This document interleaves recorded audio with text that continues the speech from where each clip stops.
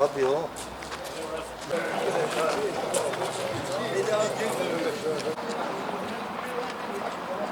Basına ve kamuoyuna kahrolsun İsrail yönetimi, yaşasın özgür Filistin.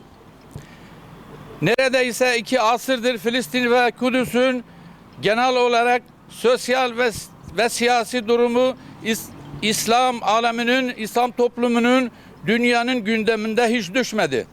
Özellikle de 20. yüzyılda Orta Doğu'nun petrol ve Filistin olmak üzere 2 önemli sorunu ön plana çıktı.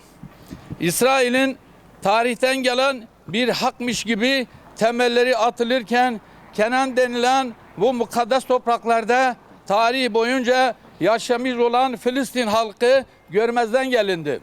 1948 sonrası sistematik bir yayılmacılık ve etnik temizlik politikası izleyen İsrail, Filistin topraklarında işgal ederken sürekli olarak meşru müdafaa gerekçesini ileri sürmektedir.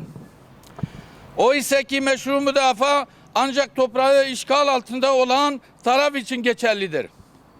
İsrail 1907 tarihli Lahey Sözleşmesi, 1949 4. Cenevre Sözleşmesi ve işgal altındaki topraklarda uygulanan genel uluslararası insancıl hukuk kurallarının uymak zorundadır. Bununla birlikte 17 Ekim'de 500'den fazla hasta, yaralı, sağlık çalışanının hayatını kaybettiği hastane bombardımanı dünya tarihinde sadece Siyonist İsrail yönetiminden başka hiç kimsenin işlemeyeceği bir vahşettir. Bu da İsrail tarihinin, İsrail yönetiminin nefret, kin, öfke ve ihanet dolu kanlı geçmişine daha da kara bir leke olarak geçmiştir. Kadim Eşriyetler Federasyonu olarak bütün bu vahşetleri en güçlü şekilde lanetliyoruz. Bütün dünyanın temel insani, vicdani ve tarihi bir sorumluluk bu barbarlığa karşı çıkması ve sadece kınamakla yetinmeyip fiili olarak karşı çıkması ertelenemez bir zorunluluktur.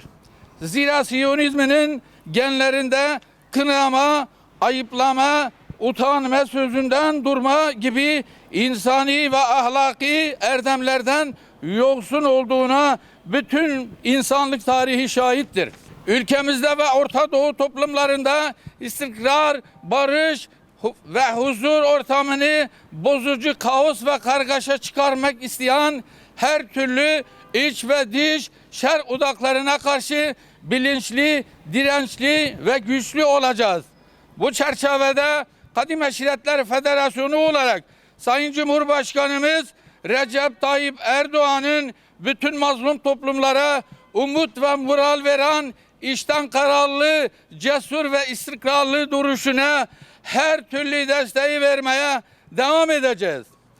Kahrolsun İsrail yönetimi ve işbirlikçileri, destekçileri, yaşasın özgür Filistin ve mazlum toplumlar. Kahrolsun İsrail, yaşasın İslam Cumhuriyeti.